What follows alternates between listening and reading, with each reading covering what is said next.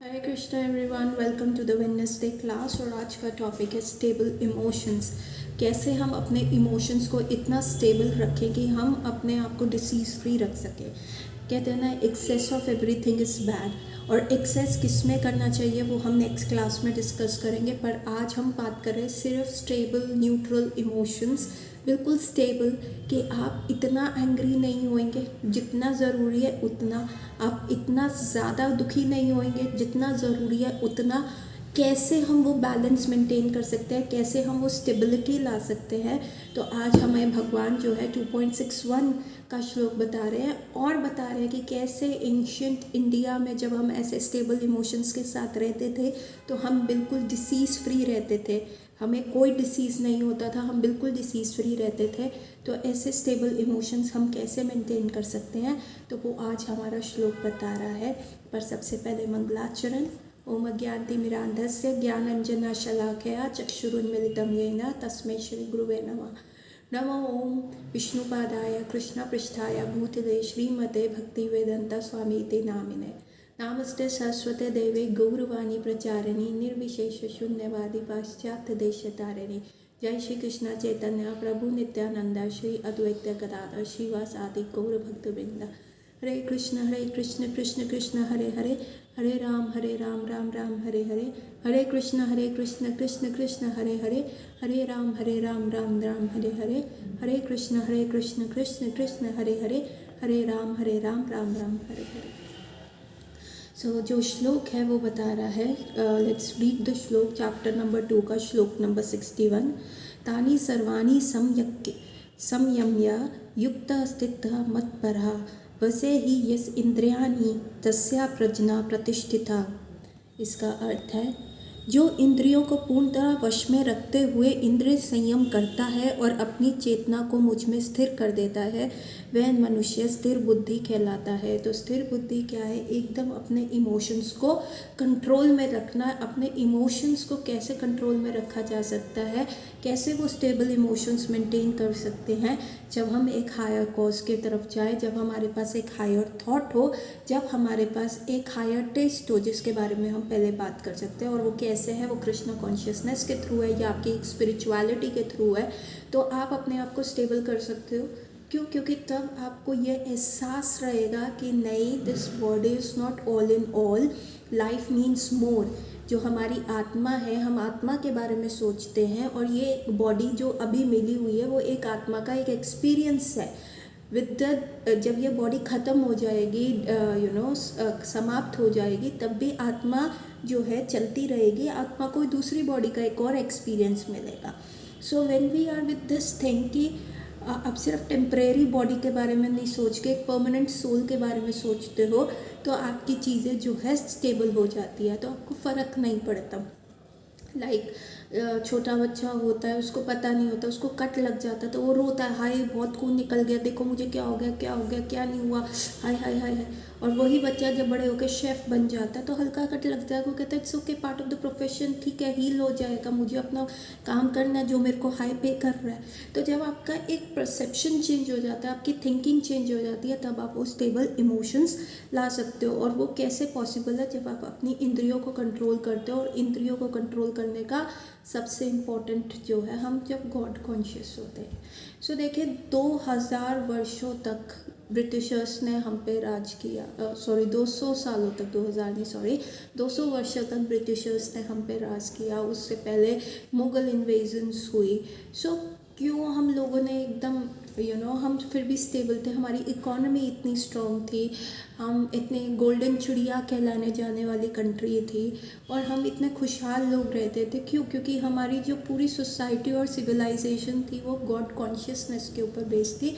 Around God वो rotate करती थी। जब ब्रिटिशर्स और ऐसी इन्वेजन्स भी हुई तो हमें इतना फ़र्क नहीं पड़ा। क्यों नहीं पड़ा? क्योंकि वी वर अराउंड गॉड की, ठीक है, it's a karma, okay, it's happening, चला जाएगा, ये बॉडी जो है टेम्परेरी है। Every one was hard wired with the Bhagavad Gita का ज्ञान कि we are not the body, we are soul. तो कितना बड़ा भी ट्रबल आता था ना, हम लोग सह लेते थे, हमें कोई प्रॉब्लम नहीं थी। फेमीन्स आए, इतने ज़्यादा बाढ़ आई, फेमिनिन्स आए, और बहुत बिल्कुल सूखा पड़ गया, बहुत सारे डिसीज़ेस आए, और ब्रिटिशर्स इन्वेजन हुई, टैक्स लेड ऑन हुए, बहुत सारी चीज़ें हुई, हमारी इकोनॉमी को डिस्टेबलाइज किया गया, हमसे चुराया गया इतना सारा सोना, हीरे जवाहरात, दे ये सारे हीरे जवाहरात जो होते थे वो एक कंस्ट्रक्शन, जो भी महल होते थे उनकी दीवारों में देवर एम्बेडेड इन देम, उनको चुनवा दिया जाता था दीवारों के अंदर, ताकि सनलाइट आती थी तो वो एक लाइटनिंग का काम करते थे। इट वाज लाइक कि आपकी ट्यूब लाइट्स की तरह वो काम करते थे। तो हम हीरे जवाहरात ऐसे यूज़ कर रहे थे, तो हमें नहीं फ़र्क पड़ा, क्योंकि we thought this will also pass on the economy, कोई बात नहीं है, हम आत्मा के स्तर पे सोच रहे थे। लेकिन जब ब्रिटिशर्स ने हमारे फेथ को किया, तो सबसे पहले जो ब्रिटिशर्स के अगेंस्ट द फर्स्ट रिवोल्ट हुआ था वो 1857 में हुआ था, और वो मंगल पांडे ने किया था। क्यों किया था? क्योंकि दे हैड बॉम्ब्स, और बॉम्ब्स के ऊपर काउ स्किन या पिग का पोक वाला पिग का स्किन लगाया जाता था। और इंडियंस, कुछ हिंदूज थे और कुछ मुस्लिम्स थे, काउस हिंदूज के लिए बहुत ज़्यादा रिस्पेक्टेबल है, और पिग का स्किन खाना मुस्लिम्स के लिए प्रोहिबिटेड है। तो जब उनको ऐसे बॉम्ब्स को अपने मुंह से खोल के फेंकना था, तो उन्होंने कहा कि दिस इज़ नथिंग डूइंग। तो जब ब्रिटिशर्स ने फेथ के ऊपर अटैक किया, जब हमारी स्पिरिचुअल बुक्स को बर्न किया गया, जब हमारे स्पिरिचुअल जितने भी प्लेसेस थे उनको ख़राब किया गया, टेम्पल्स को डिस्ट्रॉय किया गया, तब एक रिवोल्ट आया। तब लोगों ने रिवोल्ट किया कि नहीं, नथिंग डूइंग, ये चीज़ हम नहीं सहेंगे, क्योंकि इसी से हमारी बेसिक ऊर्जा मिलती है। तो अगर लोग कहें कि ब्रिटिशर्स ने हमें इंडियंस को वे ऑफ लाइफ सिखाई, no, that is very wrong statement, क्योंकि Bhagavad Gita, Hinduism is way of life, है ना। भगवत गीता हमें सिखाती है कि एक्सट्रीम इमोशंस नहीं करने। अब देखिए, जितने भी आज से 100 साल पहले तक भी इतने डिसीज़ेज़ इंडिया में नहीं थे, डायबिटीज़, हाइपरटेंशन वर्ल्ड को होता था, ऐसे इतना कॉमन नहीं था। ये सब वेस्टर्न वर्ल्ड से आया, auto immune disorders, cancer, AIDS, ये सारी चीज़ें सबसे पहले फर्स्ट डायग्नोस वहाँ पे हुई है, and it made inroads in our country. क्यों? क्योंकि हम लोगों ने वैसी थिंकिंग अपना ली, हमने उन लोगों को कॉपी किया, हम अपने स्क्रिप्चर्स से अलग हो गए। जिन स्क्रिप्चर्स के लिए लोगों ने जान दे दी, जिन स्क्रिप्चर्स को प्रोटेक्ट करने के लिए, अपने रिलीजन को प्रोटेक्ट करने के लिए लोगों ने जान दे दी, जैसे आप देखेंगे सिख संप्रदाय में गुरुओं ने जान दे दी गुरु ग्रंथ साहिब को प्रोटेक्ट करने के लिए, अपने रिलीजन, अपने फेथ को प्रोटेक्ट करने के लिए, कि हम कन्वर्ट नहीं होएंगे। सो आप देखिए ऐसा क्यों था? Because we were around God consciousness, हमें एक हायर पर्पस, एक लाइफ की जर्नी का एक्चुअल गोल क्या है वो पता था, और एक्चुअल हम उसमें रीच कैसे कर सकेंगे वो पता था। इसलिए हमारे इंद्रियां बहुत, हम इंद्रियों को काबू में रख पाते थे वो लोग, और वो उनका फोकस हायर टेस्ट की तरफ था और गॉड कॉन्शियसनेस की तरफ था। तो इसलिए जो बॉडी के ऊपर प्रॉब्लम्स आ रही थी उसको वो इतना मैटर नहीं करते थे।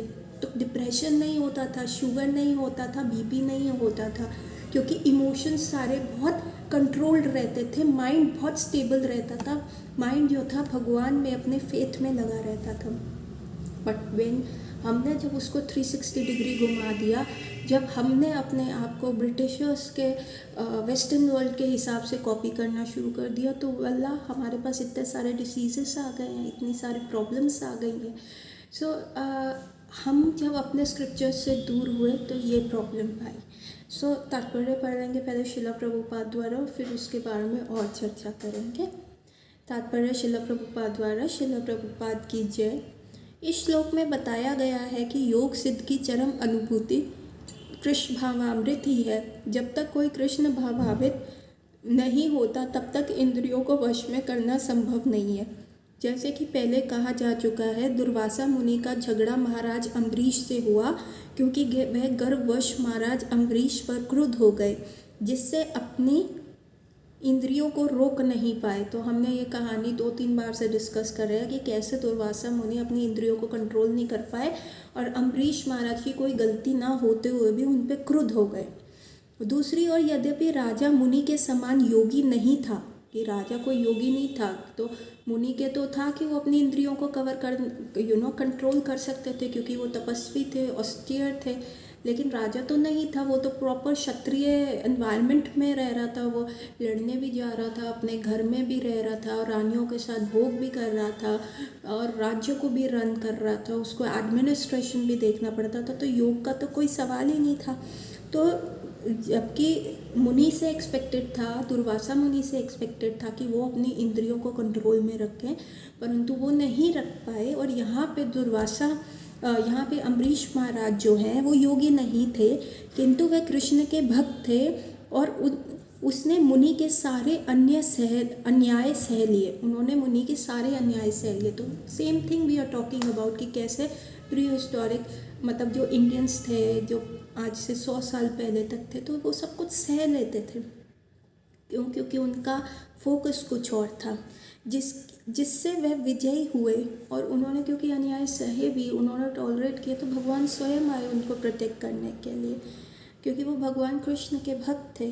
राजा अपने इंद्रियों को वश में कर सका क्योंकि उसमें निम्नलिखित गुण थे जिसका उल्लेखन श्रीमद् भागवतम में था।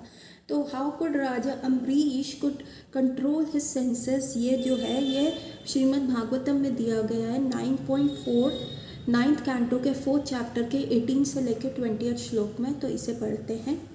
स वै मनः कृष्ण पदार विंध्यो वचांसी वैकुंठा गुणानुवर्णने करो हरे मंदिरा मर्जनादेशु श्रुतनी चक्षराच्युत सत्कथोद्यः मुकुन्दालिङ्गलये दर्शने दृशु तद्भृत्या गत्रस्पर्शे अङ्गसङ्गमं घ्रेणं च तत्पदा सरोजसौरभे श्रीमत्तुलस्या रसनानं तदर्पिते पदौ हरे क्षेत्र पदां स्पर्शने श्रेयो हृषिकेशः पन्थाभविन्दने कामं च दास्यं न तु कामं काम्याय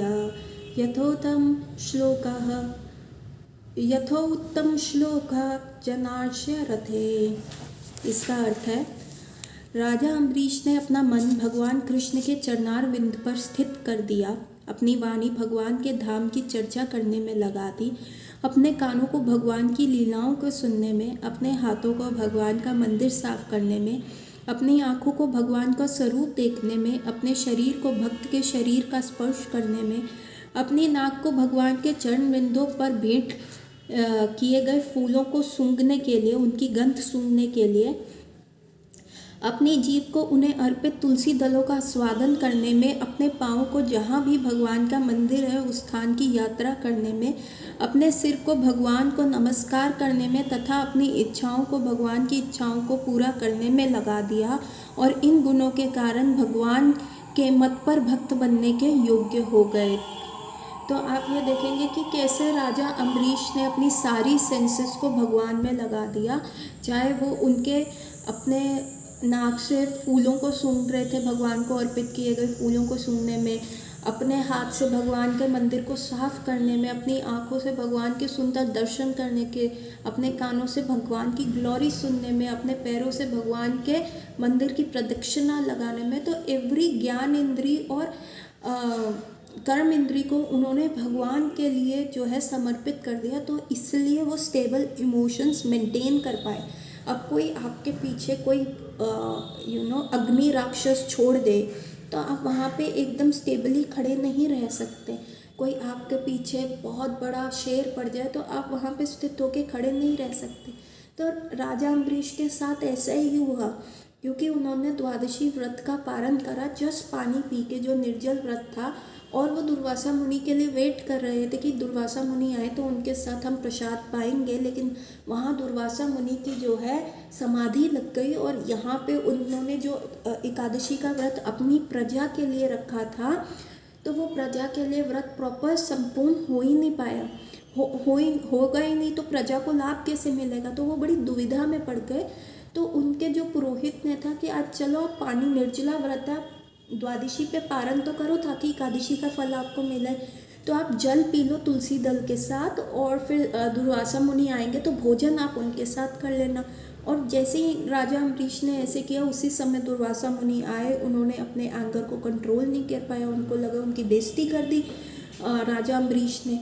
तो उन्होंने अपने जटाओं में से एक अग्नि राक्षस करा, जो कि बहुत शेर की तरह दहाड़ता हुआ और इतना डरावना था कि वो राजा अम्बरीश के पीछे भागा, और राजा अम्बरीश 1 इंच, भागवतम में लिखा है, not even a half inch अपनी जगह से हटे और या कुछ हो, वो हाथ जोड़े हुए खड़े रहे।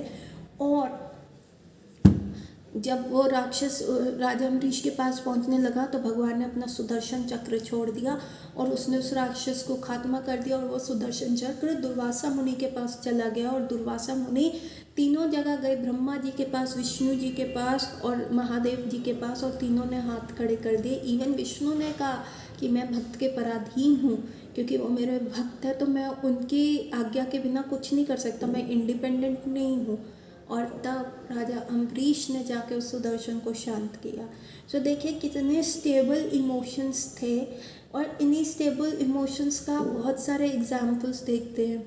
अभी हमारे प्रधानमंत्री नरेंद्र मोदी जी की मदर की डेथ हुई है, और अगर आप उनकी लाइफ के बारे में पढ़े, अभी बहुत सारे न्यूज़पेपर्स में, इवन बहुत सारे न्यूज़ बुलेटिन्स में उनकी लाइफ के बारे में बताया गया था कि कैसे वो एक स्ट्रॉन्ग लेडी थी, चाहे कितनी भी विपदा पड़ती थी, वो हर चीज़ को मतलब नेगेटिव ना लेके पॉजिटिव वे में रहती।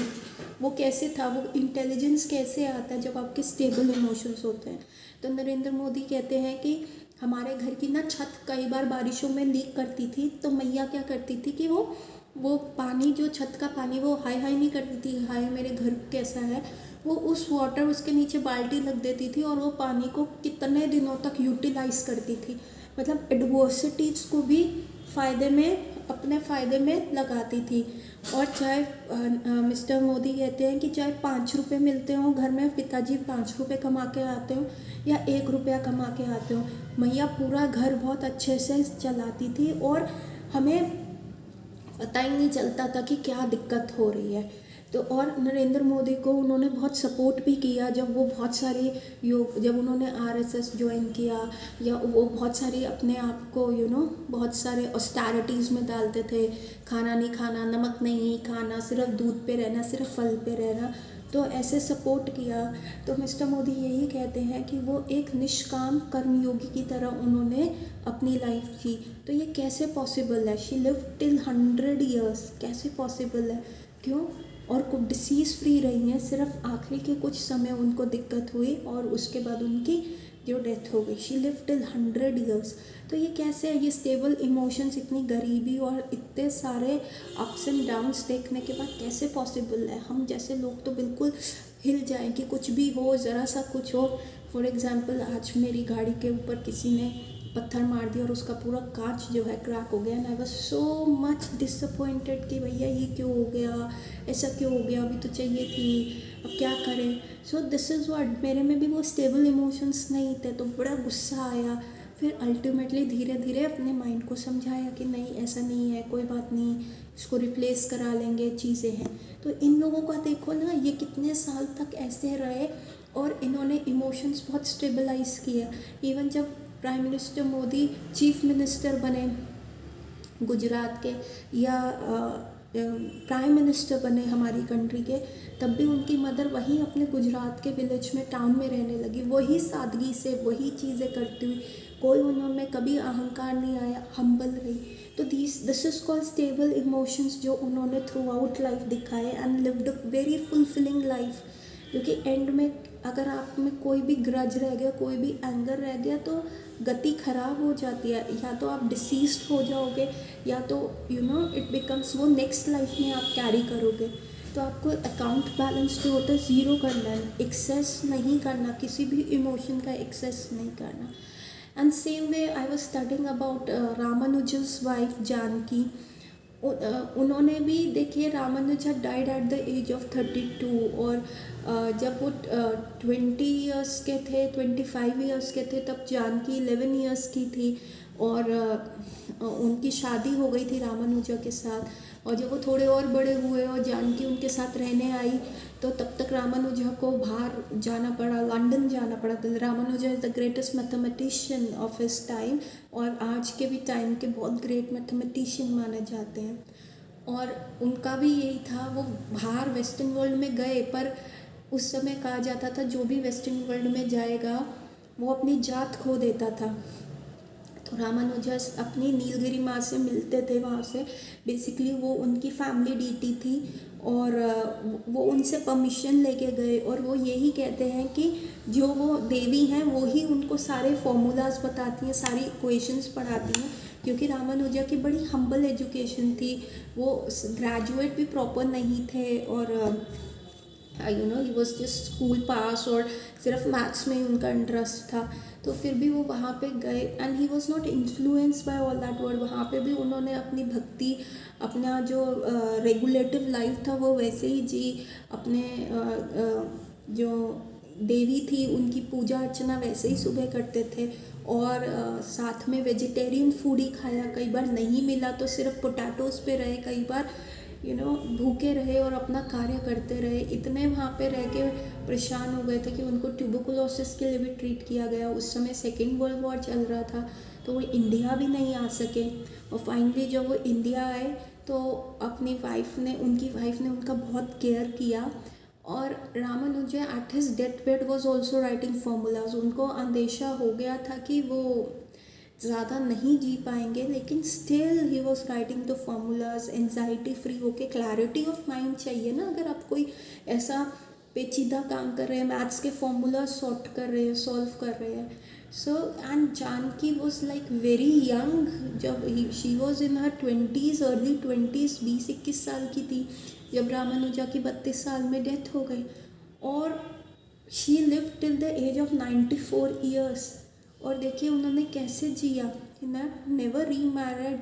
वो पहले अपने भाई के वहाँ गई, वहाँ से उन्होंने थोड़ा अपना एजुकेशन पूरा किया और साथ में वहाँ से टेलरिंग का कोर्स किया और फाइनली वो एक जगह आई जहाँ पे रामानुजा का घर हुआ करता था। उसी नेबरहुड में वो रही through out life.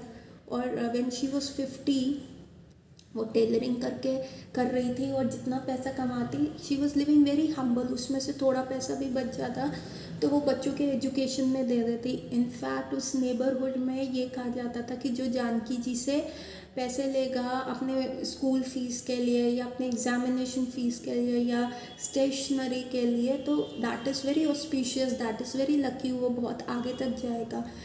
And when she was 50 उनकी एक बड़ी अच्छी फ्रेंड थी हु डाइड और उनका 7 साल का लड़का अनाथ हो गया था, उसके फादर नहीं थे। तो उन्होंने उसको, लड़के को, नारायण को अडॉप्ट किया, उसको पढ़ाया लिखाया, उसकी शादी करी। So this and entire life once he was married, उसको कहा कि तुम अलग से, ही वॉज उनका बैंक में अच्छा जॉब लग गया एंड शी सेड कि अब तुम अपनी गृहस्थी करो and I will live. So she was also a कर्मी योगी जिसने इतना बड़ा लाइफ किया, इतना बड़ा डिसीजंस लिया। इवन आप देखिए भगत सिंह की सो कॉल्ड जिनके साथ एंगेजमेंट हुई थी, अभी शादी भी नहीं हुई थी, she lived her life as a widow of Bhagat Singh. तो हाउ कम दीज इमोशंस, आप मतलब कैसे ये इतना strong, they lived a very long life और इनको कभी कोई डिसीज़ नहीं हुआ। जिससे कि अगर आपका पार्टनर छोड़ के चला जाए और आप उस डिसीज़ को इंटरनलाइज कर लेते हो, उस दुख को बहुत ज़्यादा इंटरनलाइज कर लेते हो, अगर वो दुख का इमोशन है आप इंटरनलाइज कर लेते हो तो ब्रेस्ट कैंसर होने के चांसेस बढ़ जाते हैं। अगर आपका बच्चा राइट ब्रेस्ट कैंसर होने के चांसेस हो जाते हैं। और अगर आपका बच्चा छोड़ के चला जाए और आप उस दुख को इंटरनलाइज कर लेते हो तो लेफ़्ट ब्रेस्ट कैंसर होने के चांसेस हो जाते हैं। या आपका पार्टनर चला गया और आप गुस्से में हो कि ये आपके साथ क्यों हुआ और आप उस गुस्से को बहुत ज़्यादा कल्टीवेट करते हो तो वो कोलन कैंसर, मतलब इंटेस्टाइन का कैंसर होने के चांसेस बढ़ जाते हैं या फूड पाइप के कैंसर होने के चांसेस बढ़ जाते हैं। तो इतना एक्सेस इमोशंस रखा, इन लोगों ने अपने इमोशन को स्टेबलाइज रखा इनको पता था कि लाइफ का हायर गोल क्या है। उनकी नामगिरी माता जी जो थी रामानुजा के लिए, वो उनकी फैमिली डीटी थी, और जानकी जी ने भी उसको ही वर्शिप किया throughout. They knew what is the higher goal, emotions को स्टेबलाइज रखा, अपनी लाइफ फुलेस्ट वे में जी और कर्मयोगी बन के जी। ऐसे ही एग्जाम्पल है बहुत फेमस क्वीन का, अहिल्या होलकर, जिसने इंडोर में आप जाके देखोगे प्रॉपर टेम्पल्स जो है बहुत अच्छे बिल्ड किए हुए हैं। She was fearless. उनके हस्बैंड की युद्ध में डेथ हो गई थी और उसके बाद शी रूल्ड द किंगडम, और it was told as the golden period उस टाइम का। She was so fearless. उनको फीमेल अकबर के नाम से जाना जाता था, अहिल्या होलकर। और वो शिव जी की भक्त थी। She had her goal focused, और इतना she was a mother also, और पूरा किंगडम भी था और पूरा एडमिनिस्ट्रेशन भी था। तो वो समय उस चीज़ का गोल्डन पीरियड था, है ना। तो she ruled that kingdom. Again अभी आजकल के टाइम में इन 70s ओनली, ठीक है। So there was a Yuvraj of Alwar जिनका नाम था श्री प्रताप सिंह। वो एक अलवर के छोटी सी डिस्ट्रिक्ट में रूल करते थे उस समय। वो राम भक्त थे, और 4 to 5 आवर्स जो होता था वो वहीं पे श्री राम की पूजा करते थे। प्रॉपर उठना, उनको उठाना, शुद्ध होकर उनको उठाना, भक्ति करना, प्रेम भाव से भोग लगाना। तो 4 to 5 आवर्स वहीं पे थे। और उनके महल में जो थे लायंस, टाइगर्स और दूसरा एनिमल्स, डॉग्स वगैरह, अब बड़े आराम से कॉर्डली रहते थे।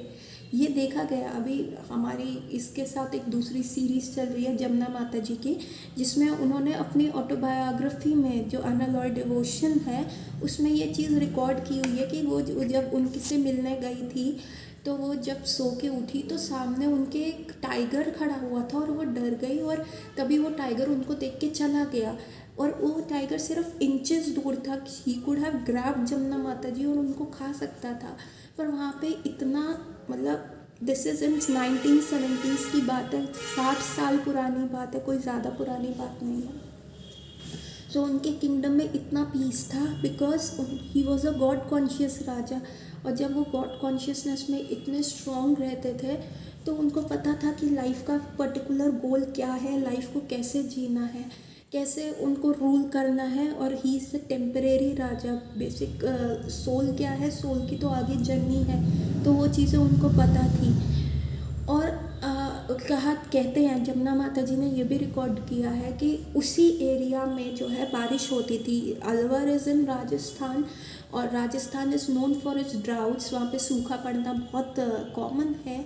तो यमुना माता जी कहती थी उनका एरिया में कभी ड्रॉट नहीं होता था, चाहे सराउंडिंग एरियाज में ड्रॉट पड़ जाए, सूखा पड़ जाए, पर उनके एरिया में कभी भी जो है सूखा नहीं पड़ता था। तो this is a very strong indication कि वो किस लेवल के राजा थे, क्योंकि गॉड वॉज इंटरवेनिंग कि उनकी लाइफ में।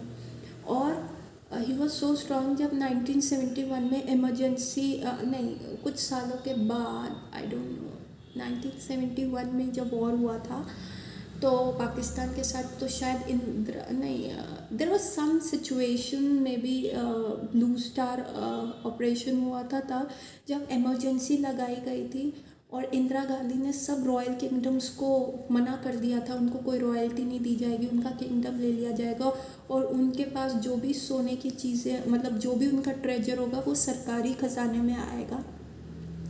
तब दिस किंग डाइड प्रोटेक्टिंग कि नहीं, ये जो खजाना this is for my lordship, ये मेरे राम जी का है, तो आप इसको नहीं यूज़ कर सकते। तो आप, and he died fighting government officials उस समय।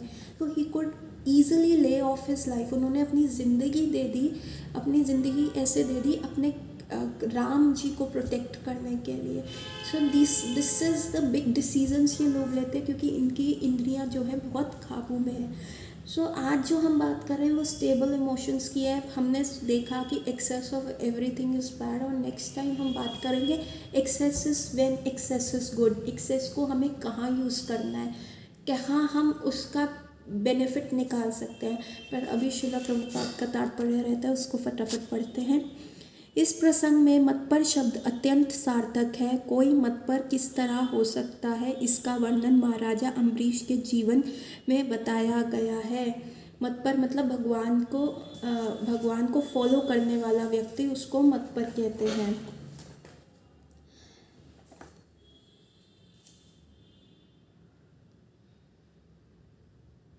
मतलब ही बिकम्स अ मतपर डिवोटी ऑफ द लॉर्ड। ठीक है। मतपर परंपरा के महान विद्वान तथा आचार्य शिला बलदेव विद्याभूषण का कहना है कि मद्भक्ता प्रभावेन सर्व इंद्रिया विजय पूर्विका स्वतम दृष्ट्वा सुलभंती भावः। इसका अर्थ है इंद्रियों को केवल कृष्ण की भक्ति के बल से वश में किया जा सकता है। कभी कभी अग्नि का भी उदाहरण दिया जाता है। जिस प्रकार जलती हुई अग्नि कमरे के भीतर की सारी वस्तुएं जला देती है, उसी प्रकार योगी के हृदय में स्थित भगवान विष्णु सारे मलों को जला देते हैं। योग सूत्र भी विष्णु का ध्यान आवश्यक बताते हैं, शून्य का नहीं। तथा कथित योगी जो विष्णु पद को छोड़कर अन्य किसी वस्तु का ध्यान धरते हैं, वे केवल मृगमरीचिकाओं की खोज में वृथा ही अपना समय गंवाते हैं। मृगमरीचिका इस मिराज, मतलब सूखे में जब आपको डिल्यूजन हो जाता है, हैलुसिनेट करते हो कि आगे पानी है और वो पानी पियोगे तो मतलब आपको आगे बहुत दूर सन के रिफ्लेक्शन की वजह से ऐसा लगता है कि आगे जलाशय, और जो ट्रैवलर होता है वो वहाँ पे पहुँचता है तो देखता है वहाँ पानी नहीं, सिर्फ सैंड होती है। तो दैट इज़ मिराज। मतलब एक तो जो लोग, मतलब आपको लगता है कि आप इंद्रियों को काबू में कर सकते हो और कोई वे से तपस्या से या योगासन से या किसी और चीज़ से, तो it is not possible. It's like finding a mirage in the desert. तो सिर्फ भगवान विष्णु, इवन योग लोग भी कहते हैं कि आत्मा परमात्मा पे ध्यान लगाओ, तो परमात्मा इज़ हु, ही इज़ शिरोदक्षाय विष्णु।